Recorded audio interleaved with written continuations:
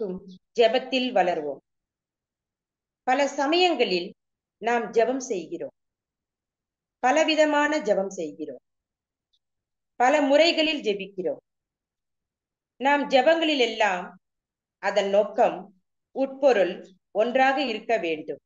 அதாவது இறைவனுக்கும் நமக்கும் உள்ள உறவை வளர்ப்பதும் வலுப்படுத்துவதுமே ஜெபத்தின் நோக்கமாக இருக்க வேண்டுமே தவிர வேறு எதுவும் ஜெபத்தின் இலக்காக இருக்கக்கூடாது.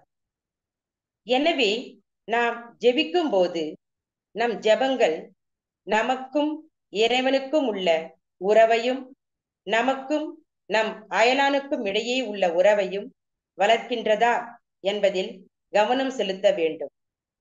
ஓமை கதையில் வரும் பரிசேயரின் ஜெபம் தன்னை உயர்த்தும் ஜெபம், தன்னை பற்றி தப்பட்டம் அடிக்கும் ஜெபமாக இருக்கின்றது.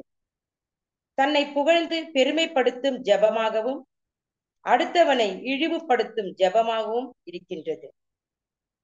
இது இறை உறவையோ மனித உறவையோ வளர்க்கும் ஜெபம் அல்ல.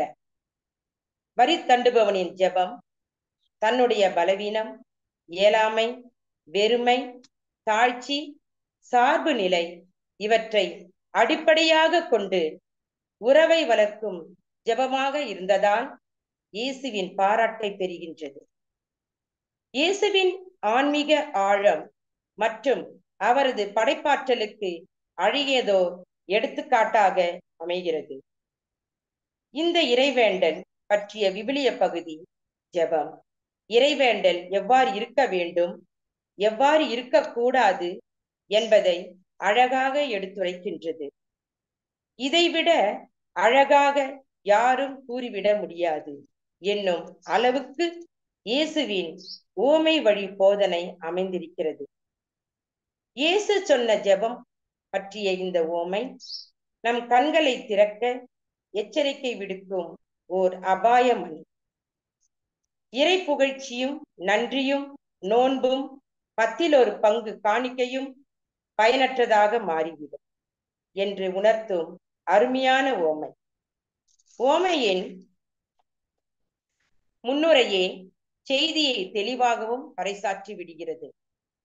தாங்கள் நேர்மையாளர்கள் என்று நம்பி மற்றவர்களை இகழ்ந்து ஒதுக்கும் சிலரை பார்த்து இயேசு இந்த ஓமையை சொன்னார்.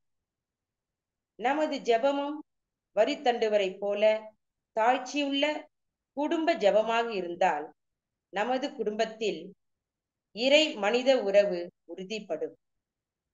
ஆண்டவனின் ஆசீர் குறைவின்றி கிடைக்கும். நாமும் உயர்வடைவோம், உயர்த்தப்படுவோம். இறையோடு இறை அருளுக்காய் காத்திருப்போம்.